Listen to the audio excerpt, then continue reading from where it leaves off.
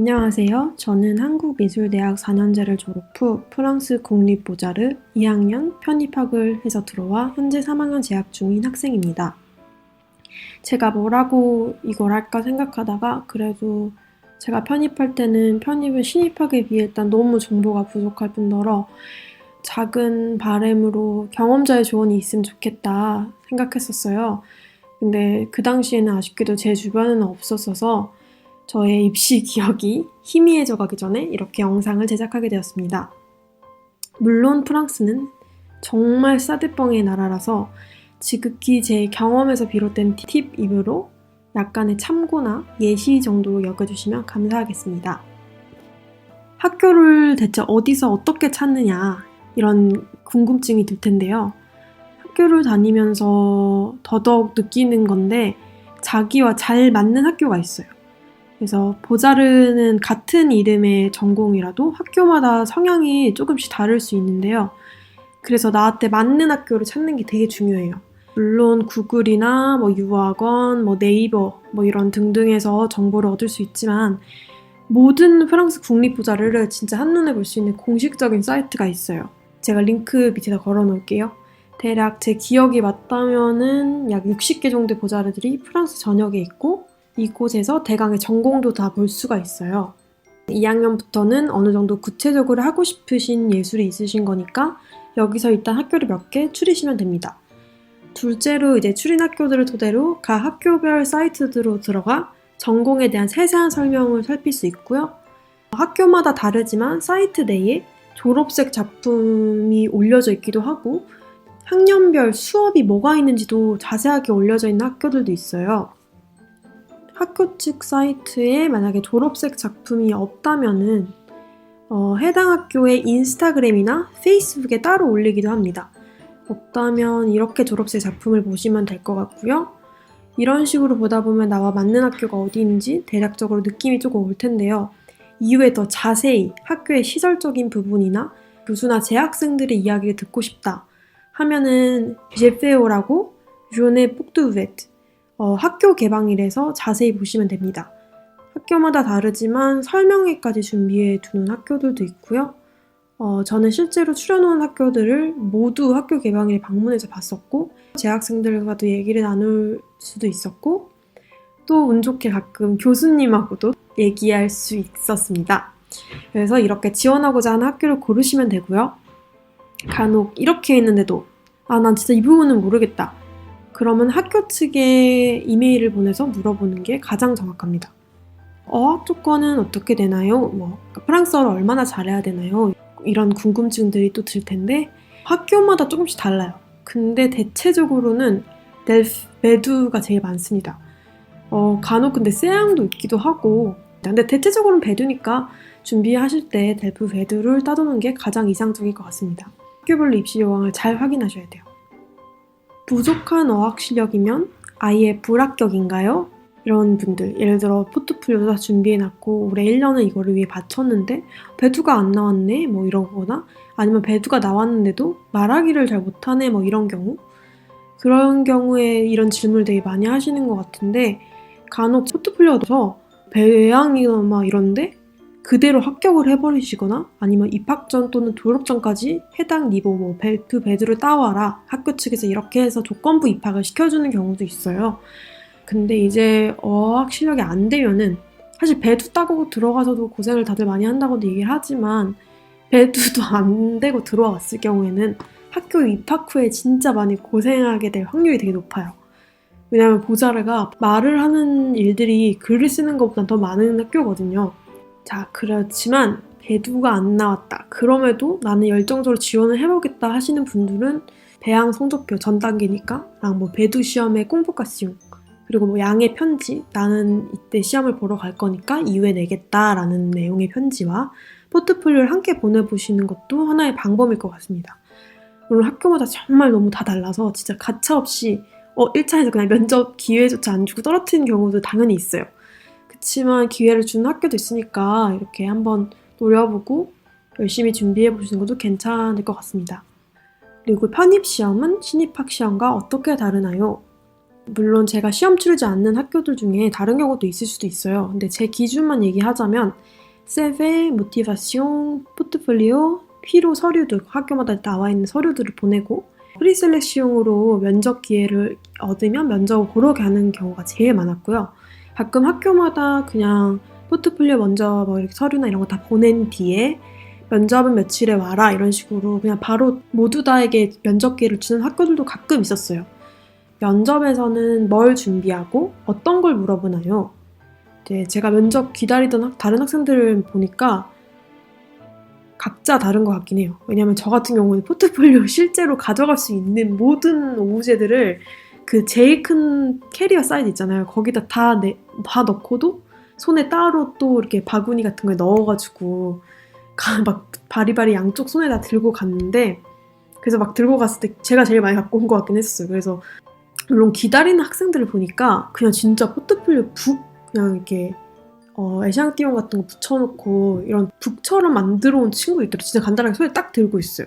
그래서 되게 다양한 것 같고 이제 면접에서는 이제 저 같은 경우는 이제 들어가면서 인사하고 뭐 봉슈 뭐 이러고 자기소개를 짧게 간단하게 했어요. 나는 이름이 뭐고 어디서 왔고 원래 전에는 무얼 했고 뭐 이 학교는 이 학과를 들어오고 싶어 뭐 이런 식으로 짧게 얘기를 했고 이후에는 이제 작업을 하나하나씩 근데 되게 중요한 작업부터 먼저 꺼냈어요. 시간이 제한이 있기 때문에 중요한 작업을 하나하나씩 꺼내면서 이제 작업 설명을 했죠.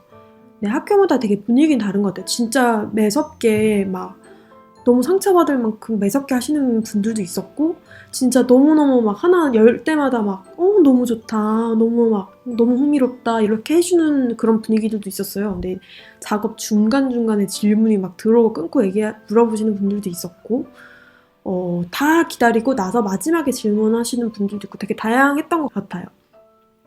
그리고 질문 같은 경우는 대체적으로는 당연히 작업에 대한 게 가장 많고요. 작업 세세하게 그 작업에 대해서 물어보는 것도 있고 학교 이후에 입학해서는 어떤 작업을 이렇게 발전시켜서 계속 하고 싶느냐 또는 어떤 작업을 너는 주로 하고 싶으냐 무엇을 배우고 싶으냐 이 학교에서 이런 거를 질문을 많이 하셨고 그 이후에는 모티베이션 내용을 세세하게 되게 질문하시는 교수님들도 있었어요. 그러고 당연히 제 개인에 대한 질문도 있었고요. 뭐 여기 온 지 얼마 됐니?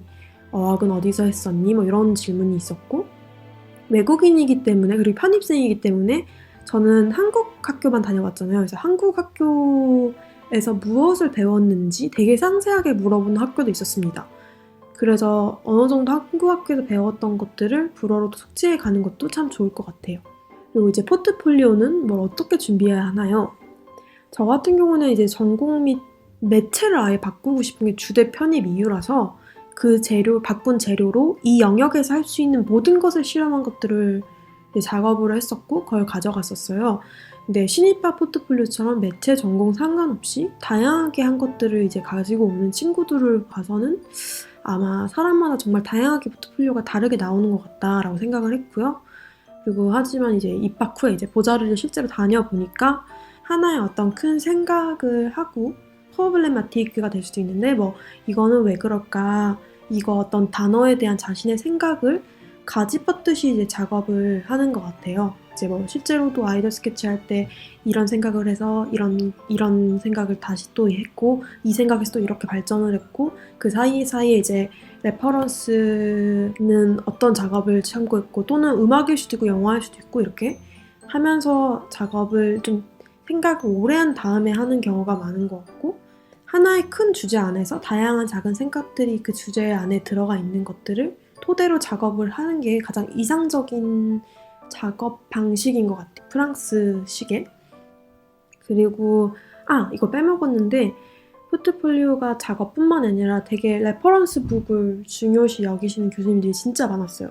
저는 이거를 잘 몰랐어가지고 그냥 아이디어 스케치북을 말하는 건가 하고 가져갔는데 교수님들이 이건 레퍼런스 북이 아니야라고 말씀해 주시는 분들이 있었거든요. 이제 학교로 와서 보니까 내가 참고한 뭐 어떤 거의 물건의 형태 또는 뭐 색감, 뭐 작가, 뭐 영화, 음악, 책 모든 게 다 레퍼런스가 될 수가 있거든요. 왜냐하면 어떤 오브제나 뭐 아니면 매체를 봤을 때 사람마다 느끼는 게 다르고 그거를 토대로 이제 작업에 들어가는 거기 때문에 내 생각과 닮아 있는 또는 내 생각을 참고할 수 있을 만한 것들을 많이 수집해 놓는 것이 교수님들이 봤을 때도 얘가 이렇게 생각하는 이런 과정이 다 드러나 보이는 레퍼런스 북을 원하시는 것 같아요. 왜냐하면 결과물을 실제로 보여드리고 있기 때문에 과정을 보고 싶은 거죠. 그래서 포트폴리오뿐만이 아니라 레퍼런스 북도 열심히 준비하셨으면 좋겠습니다. 말하기가 너무 부족하고 면접이 너무 떨려요. 면접 때 저는 어떻게 해야 되나요? 어학 이제 특히 말하기가 부족한 분들이 어학 전에 나는 틀렸다 막 이렇게 생각하시는 분들이 있는 것 같은데 사실 저도 입시를 치를 당시에는 딱 사실 어학연수생이잖아요. 어학원만 다녔고 프랑스 실력이 비슷한 애들끼리 같은 반에서 친구를 하고 그러니까 저도 처음으로 면접에서 이제 많은 프랑스인들과 대화를 나누게 된 거죠. 저도 당연히 긴장을 많이 하고 사실 막 청심환을 먹고 들어가기도 했었는데 실제로 그때 당시 때 진짜 어학 실력이 지금에 비해 많이 부족했어요. 그래서 저는 이게 저만의 방식인데 저는 저만의 면접 노트를 만들었거든요. 그래서 일단 저는 자기소개를 할로 할 자기소개를 써서 시간이 부족할 수도 있으니까 그거를 이렇게 녹음해서 초가 몇 초가 나오는지 막 이런 계산해서 30초, 20초 내지로 쓸 수 있는데 양을 이제 해서 그걸 진짜 달달달 외웠고요. 그러니까 누가 버튼 딱 누르면은 몽슈 주마 베나나 이렇게 바로 나올 수 있게끔 외웠고 포트폴리오별로 제가 사실 계산을 해봤어요. 이만큼을 보여주고 싶으면 한 작품당 몇 분대로 설명을 해야 되겠구나. 이렇게 나누기를 해가지고 15분이 뭐 주는 면접관이다 이러면은 15분 나누기 뭐 몇 개 이렇게 해서 그 설명들을 다 제가 초 단위 재서 쓴 다음에 그거를 이제 통 암기를 해갔던 것 같아요. 그리고 이제 면접에서 나올 만한 질문들을 신입학애들한테도 신입학 이제 면접을 먼저 보니까 걔네한테 무슨 질문 나왔냐 막 물어보고 인터넷에도 많이 쳐보고 막 그리고 제가 상상해서도 이 내용 나올 것 같아 하는 것도 다 이렇게 적어가지고 그걸 질문을 한국어로 일단 먼저 적잖아요. 질문을 불어로 적되 되게 다양하게 적었던 것 같아요. 불어가 이렇게도 나올 수도 있고 같은 동의어를 써서 다르게 나올 수 있으니까 그걸 다 적어서 이렇게 물어보면은 이 질문이구나 이렇게 해서 그 질문에 대한 대답도 외우고 그리고 저는 신기한 게 면접 노트 안에서 거의 다 나왔고 면접 노트를 하면서 불어가 많이 늘었어요. 왜냐면은 이때 막 모르는 단어들을 막 엄청 외우고 왜냐면 사실상 어학원에서 하는 불어가 일상생활의 불어랑 물론 겹치긴 하지만 보자르 다닌 사람으로서는 되게 처음 들어왔을 때 되게 어학원에서 배웠던 것 중에 진짜 한 20%만 쓴 것 같다라는 기분을 좀 느끼긴 했거든요. 정말 다양하게 내가 모르는 단어가 너무 많고 이러니까 면접 때도 좀 그랬던 것 같아요. 막 전부 다 예술 관련 용어를 따로 안 하니까 어학원에서는 그때 엄청 많이 외웠던 것 같아요. 면접 노트 같은 경우에는 제가 따로 또 알려드릴게요. 이 이외에 혹시 더 궁금한 것이 그러시면 댓글 남겨주시면 좋겠고요. 모든 편입생들 꼭 원하시는 학교에서 원하시는 공부하시길 진짜 바랍니다. 그럼 저는 또 작업을 하러 다시 가보겠습니다. 안녕.